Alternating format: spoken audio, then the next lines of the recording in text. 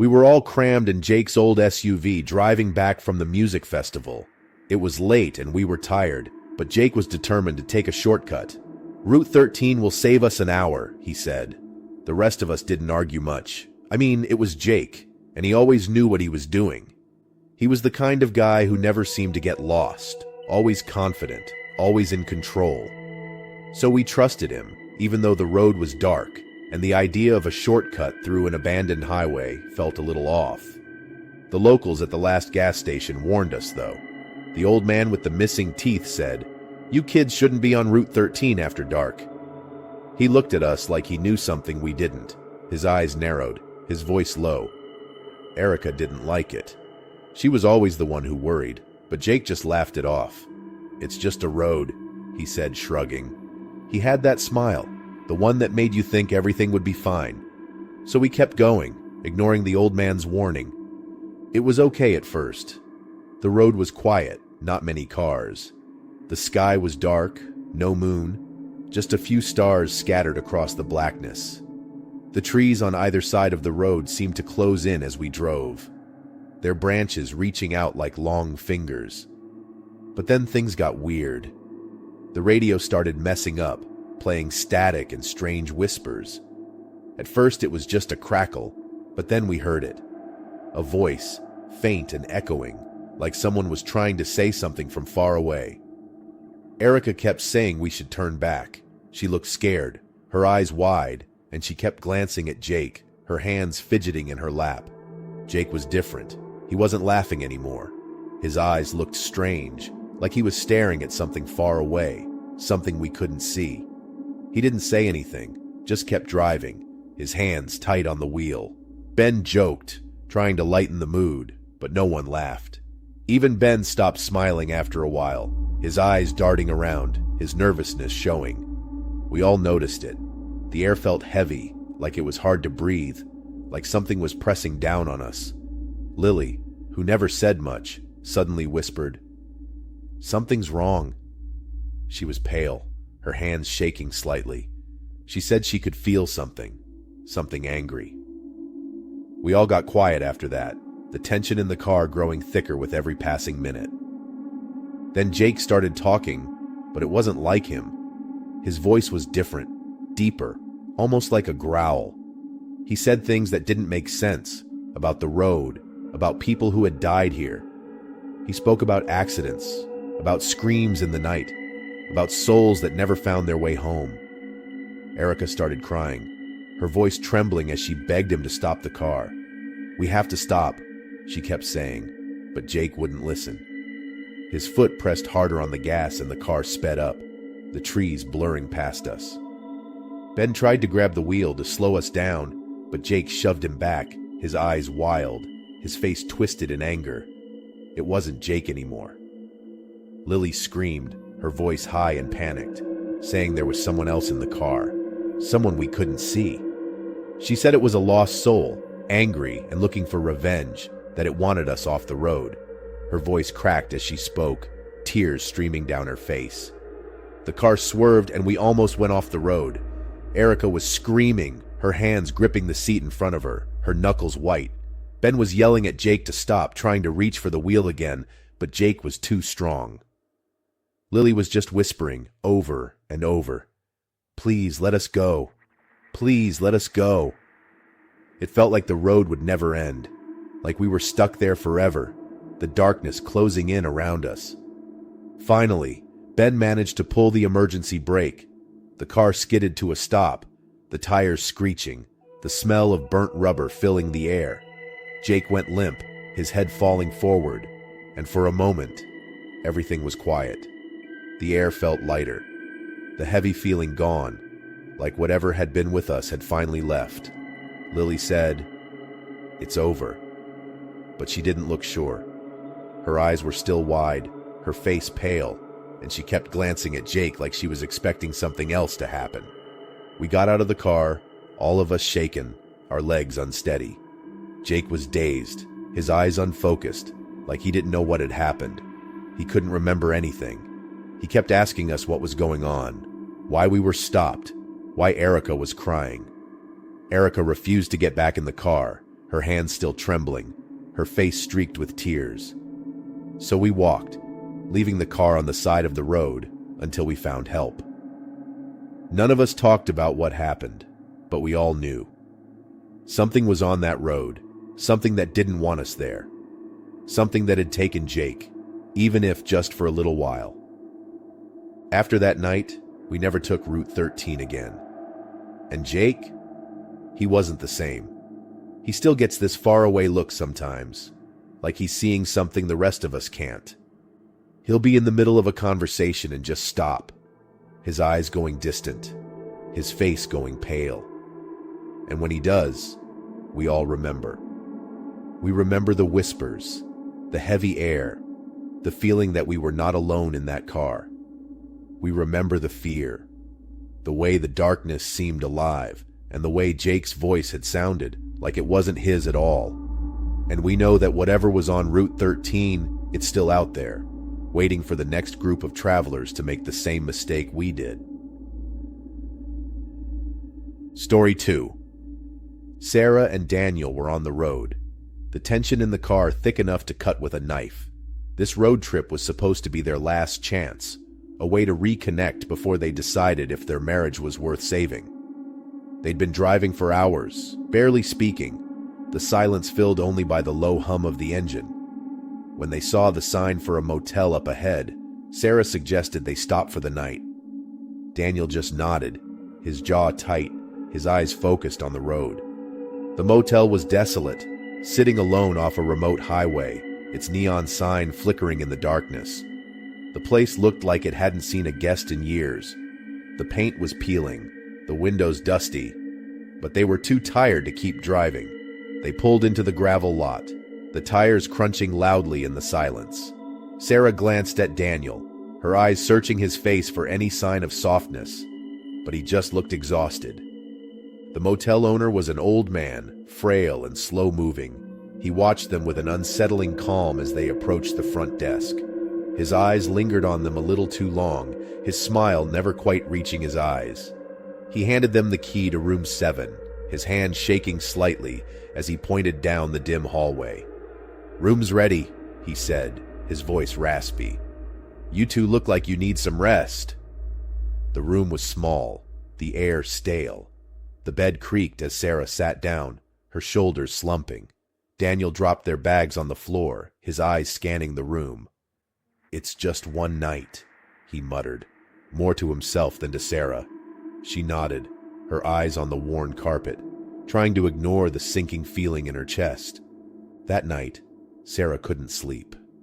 She lay there, staring at the ceiling, the weight of everything they hadn't said pressing down on her. Daniel was beside her, his breathing slow and steady, but there was something off. He'd been so distant lately, but now it felt different, like he was a stranger. She closed her eyes, trying to push the thoughts away, but the air in the room felt heavy, almost suffocating. Sometime in the early hours, Sarah woke up to the sound of whispering. She turned, her heart pounding, and saw Daniel sitting up in bed, his back to her. He was muttering something under his breath, his voice low and strange. "Daniel?" she whispered, her voice shaky. He didn't respond, didn't even turn to look at her. She reached out, her hand trembling, and touched his shoulder. He flinched, his head snapping around, his eyes cold and empty. "Go back to sleep, Sarah," he said, his voice flat. She pulled her hand back, her chest tightening. There was something in his eyes, something that wasn't him. She lay back down, her heart racing, her mind spinning with fear and confusion. The next morning, Daniel was different. He was quiet, his movements slow and deliberate. He didn't look at her, didn't speak unless she asked him something directly. When he did, his answers were short, his voice lacking any emotion. Sarah watched him, her fear growing. She tried to bring up what had happened the night before, but he just shrugged it off, his eyes distant. The motel owner was outside when Sarah stepped out for some air. He was standing by the office, his eyes on her, that same unsettling calm in his gaze. "Everything all right, miss?" he asked, his voice almost too gentle. Sarah hesitated, her eyes flicking back to their room. "My husband. He's not himself," she said, her voice barely a whisper. The old man nodded slowly, his eyes never leaving hers. "This place has a way of bringing things out," he said. "Things that are buried deep. You got a lot buried, don't you?" Sarah felt a chill run down her spine. She didn't respond, just turned and walked back to the room, her heart pounding. When she opened the door, Daniel was standing in front of the mirror, staring at his reflection. His eyes were dark, his expression blank. He didn't turn as she entered, didn't acknowledge her at all. That night, the whispers returned. This time they were louder, filling the room, echoing off the walls. Sarah sat up, her hands trembling, her eyes wide as she looked at Daniel. He was standing at the foot of the bed, his eyes locked on her, his face twisted in anger. "You think you can hide from me?" he hissed, his voice not his own. Sarah felt her heart drop, her breath catching in her throat. "Daniel, please," she whispered, tears streaming down her face. He took a step towards her, his eyes wild, his hands clenched into fists. The air in the room was thick, suffocating, and Sarah could feel something pressing down on her, something dark and hateful. The motel owner's words echoed in her mind. Things that are buried deep. She knew what he meant now. The things she had never told Daniel, the fears she had never voiced, the trauma she had kept hidden. It was all coming out, twisted and dark, feeding whatever was inside him. Sarah scrambled out of bed, her heart pounding, her mind racing. She had to get out, had to get away from whatever was happening to Daniel. She ran to the door, her hands shaking as she fumbled with the lock. Daniel's voice was behind her, low and menacing, telling her she could never leave, that she would always belong to him. She managed to get the door open, stumbling out into the cold night air. The motel owner was there, standing in the shadows, watching her. He didn't move, didn't say anything, just watched as she ran, her bare feet pounding on the gravel, her breath coming in ragged gasps. She didn't stop until she was at the highway, her body trembling, tears streaming down her face. She turned, looking back at the motel, the flickering neon sign casting eerie shadows. She could see Daniel standing in the doorway, his silhouette dark against the dim light. He didn't follow, just stood there, watching her, his eyes still cold and empty. Sarah knew then that their marriage was over, that whatever chance they had was gone. The spirit had taken him, fed on their fears, their insecurities, and there was nothing left to save. She turned away, her heart heavy, and started walking down the highway, the darkness swallowing her as she went. The next day, the motel owner watched as another couple pulled into the lot, their car kicking up dust as they parked. He smiled, the corners of his mouth twitching as he stepped out to greet them. The motel had been in his family for generations, and he knew the spirit well. It was always hungry, always looking for fractured love to consume, and he was more than happy to oblige. Story 3. It was supposed to be a simple road trip to the cabin. Just the three of us, Nate, Tara, and me, Ryan. We were driving up to the mountains, taking in the scenery, listening to music, and joking around. Nate was behind the wheel, as always, his easygoing charm keeping the mood light. He was the kind of guy who could convince anyone to do anything, and that's exactly how we ended up picking up the Hitchhiker. We saw him standing by the side of the road out in the middle of nowhere. It was getting dark and the guy looked lost, his thumb out, his clothes worn. Tara immediately shook her head. "No way, Nate. We don't know who that is." But Nate just grinned, his eyes on the road. "Come on, Tara. It's cold out. We can't just leave him here. It'll be fine." Before we could argue anymore, he was already pulling over. The hitchhiker climbed in, his face shadowed under the brim of his hat. He didn't say much, just nodded at us and mumbled a thanks. There was something off about him, though. I could see it in the way Tara kept glancing back at him, her eyes wide with worry. But Nate just kept driving, talking like everything was normal. It wasn't long before things started to get strange. The hitchhiker barely spoke, but when he did, his voice was low, almost a whisper. He mentioned places none of us had ever heard of, talked about roads that didn't exist, and every time he spoke, It felt like the temperature in the car dropped. I tried to shake it off, tried to focus on the road ahead, but there was something about him that made my skin crawl. Then, just as suddenly as he had appeared, the hitchhiker was gone. We had pulled over to get some gas, and when we looked back, the back seat was empty. No sign of him, no footsteps, nothing. Tara looked terrified. "Where did he go?" she asked, her voice shaky. Nate just shrugged, trying to play it off. "Probably just slipped out. He was weird, but whatever. He's gone now." But he wasn't gone. Not really. That night, after we got to the cabin, Nate started acting strange. He was quieter than usual, his eyes distant, like he was somewhere else. Tara noticed it first. She pulled me aside, her face pale. "Something's wrong with Nate," she whispered. "He's not himself." I wanted to brush it off, wanted to tell her she was overreacting, but I couldn't shake the feeling that she was right. The next morning, Nate was even worse. He spoke in that same low whisper the hitchhiker had used, his words strange and disjointed. He talked about roads and places that didn't make sense, about people we'd never heard of. And then he started talking about us, about things he shouldn't have known. He mentioned the fight I had with my brother last year, details that I had never told anyone, not even Tara. He looked at me, his eyes dark, a twisted smile on his face. "He always thought you were a disappointment, didn't he, Ryan?" I felt my stomach drop, a cold fear settling in my chest. I glanced at Tara, her face a mask of fear. "We need to do something," she said, her voice barely a whisper. But what could we do? Nate wasn't Nate anymore. He was something else, something that had taken over, something that knew things it shouldn't. Over the next few days, it got worse. Nate would disappear for hours, only to come back with no memory of where he'd been. He spoke in riddles, his voice echoing with that same eerie tone the hitchhiker had used. Tara tried to pray, her upbringing making her turn to anything that might help.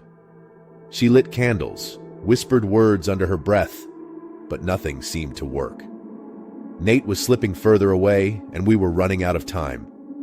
One night I woke up to find Nate standing over my bed, his eyes wide, his face twisted in a grin that wasn't his. He leaned down, his breath cold against my skin. "You can't save him," he whispered, his voice not his own. "He's mine now." I felt a shiver run through me, a fear like I'd never known. I knew then that we had to do something, anything, to get our friend back.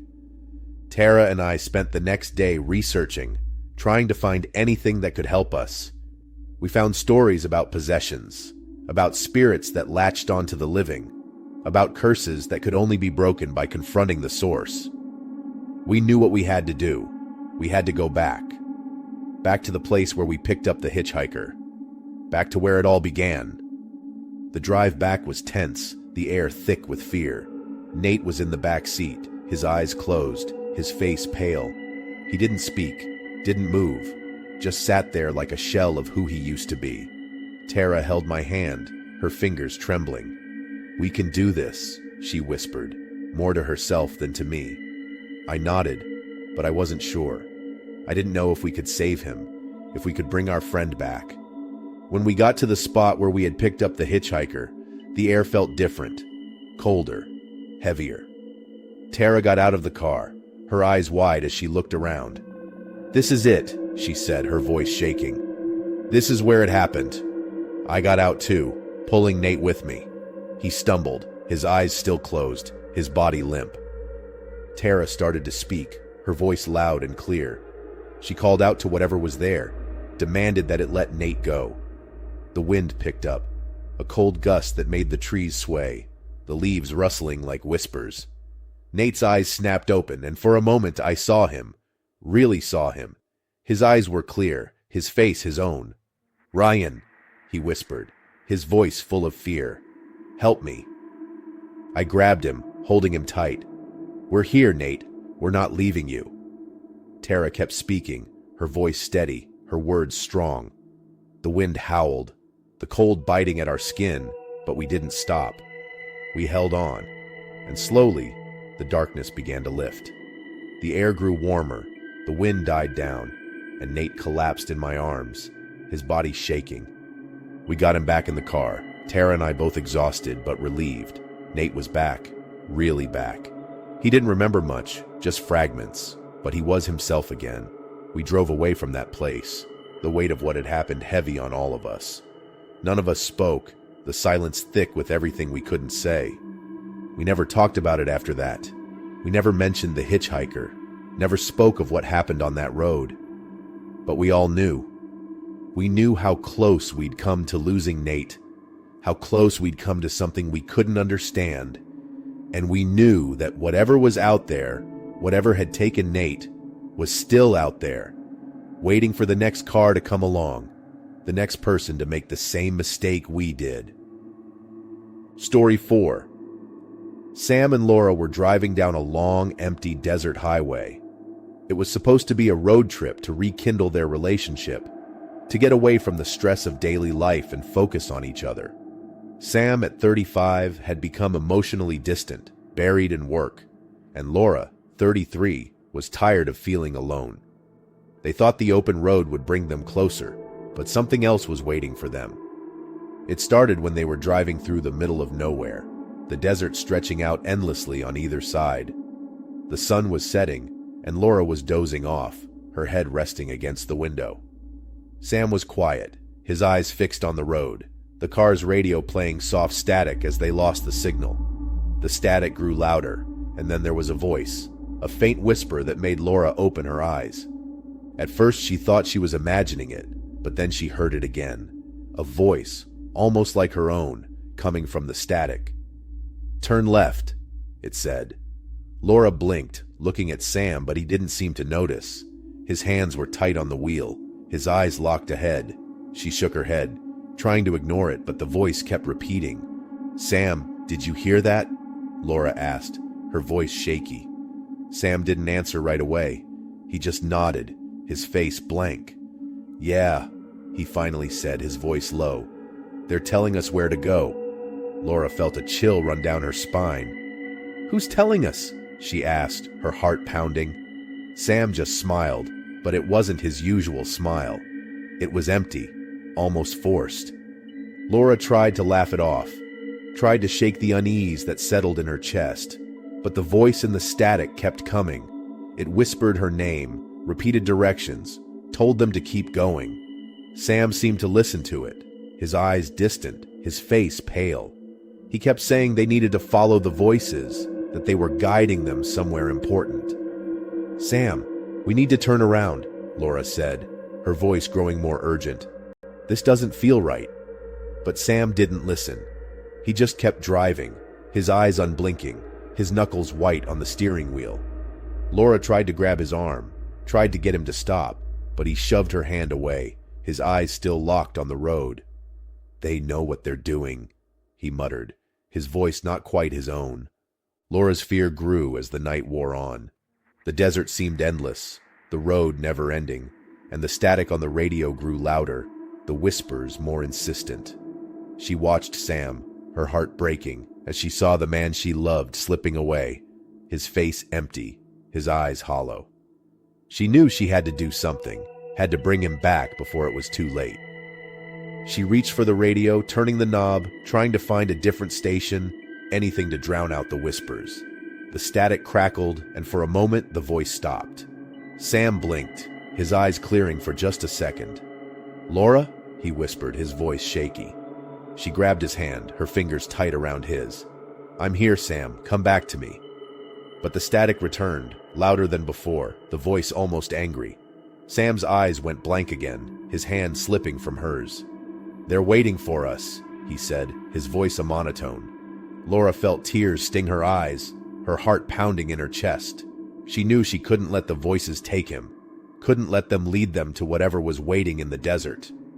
With no cell service and no way to call for help, Laura knew she had to rely on herself. She took a deep breath, her hands trembling as she reached over and grabbed the steering wheel. "Sam, I'm not losing you," she said, her voice firm.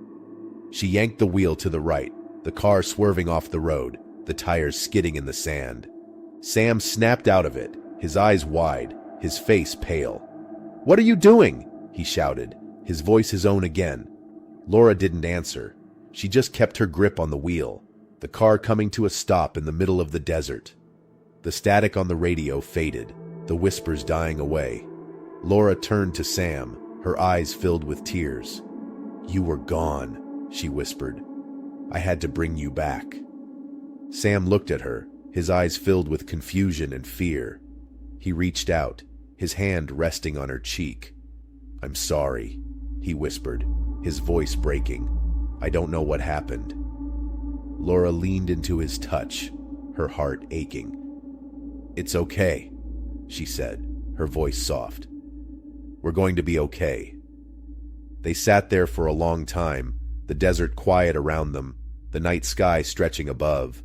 The voices were gone, the static just a soft hum. Laura knew they had come close to something dark, something that wanted to tear them apart. But she also knew that she wasn't going to let that happen. She was going to fight for Sam, for their marriage, for the love they still had. In the end, they turned the car around, heading back the way they had come. The road was long, the desert vast, but they had each other, and that was enough.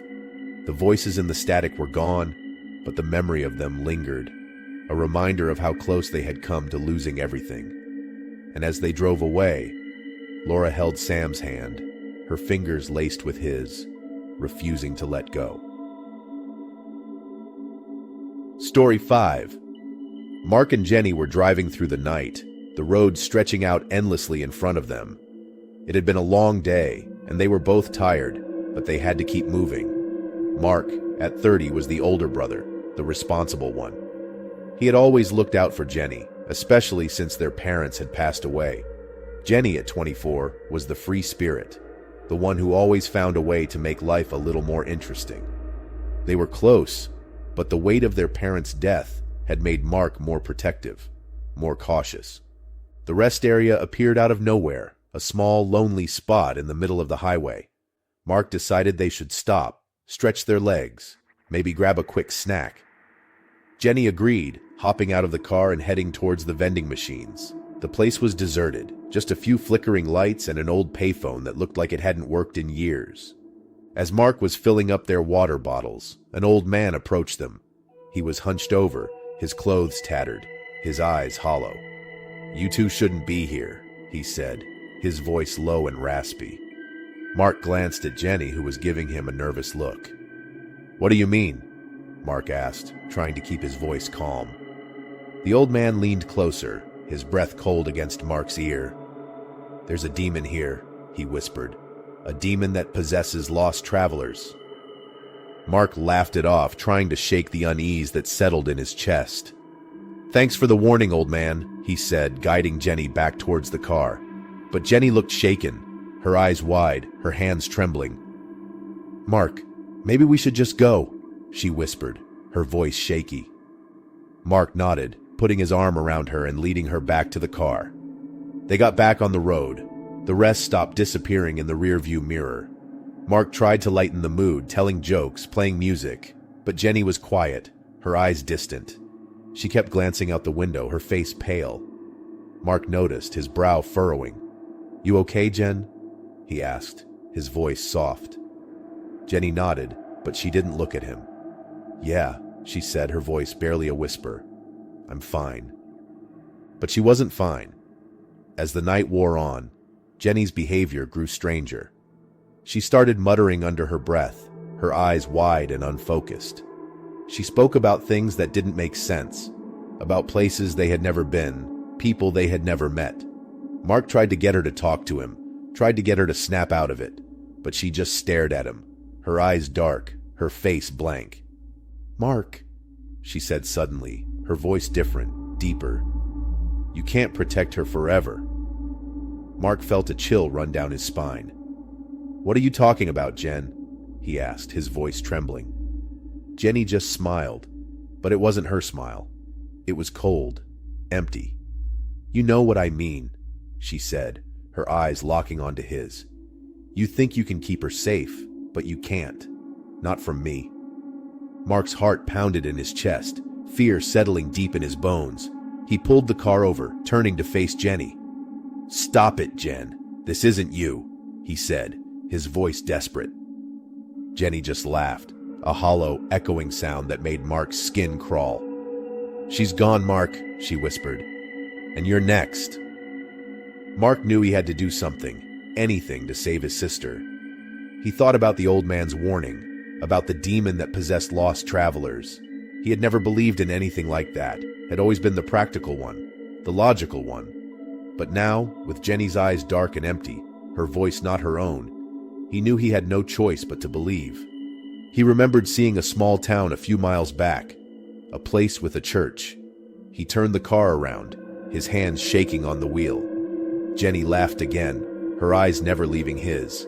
"You can't save her," she said, her voice dripping with malice. "She's already mine." Mark's heart ached, his fear mixing with the overwhelming need to protect his sister. He drove as fast as he could, the town's lights appearing in the distance. He pulled up in front of the church, jumping out of the car and running around to Jenny's side. He pulled her out, her body limp, her eyes staring at him with that same empty look. He dragged her into the church, his voice breaking as he called out for help. The priest, an older man with kind eyes, came rushing out, his face filled with concern. "Please," Mark begged, his voice cracking. "Something's wrong with my sister." The priest took one look at Jenny and nodded, leading them to the front of the church. He began to pray, his voice strong and steady. Jenny thrashed in Mark's arms, her eyes wild, her voice a low growl. "She doesn't want to be saved," she hissed, her face twisted in anger. But the priest kept praying, his voice unwavering. Slowly, the darkness in Jenny's eyes began to fade, her body going limp in Mark's arms. The growling stopped, replaced by soft sobs. "Mark?" she whispered, her voice her own again. Mark held her tight, tears streaming down his face. "I'm here, Jen," he said, his voice breaking. "I'm not going anywhere." The priest finished his prayer, placing a hand on Mark's shoulder. "She's free now," he said, his voice gentle. Mark nodded, his heart still pounding, the fear slowly ebbing away. He looked down at Jenny, her eyes closed, her breathing steady.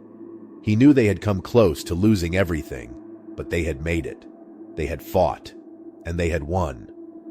They left the church as the sun began to rise, the first light of dawn breaking over the horizon. Mark helped Jenny into the car, his hand never leaving hers. He knew the road ahead would be long, that they would both have to heal from what had happened. But they had each other, and that was enough. As they drove away, Mark glanced in the rearview mirror, the church growing smaller in the distance. He knew that whatever had tried to take his sister was still out there, still lurking, waiting for the next lost traveler to make the same mistake. But he also knew that they had faced it, and they had won. And as long as he had Jenny by his side, he knew they could face anything.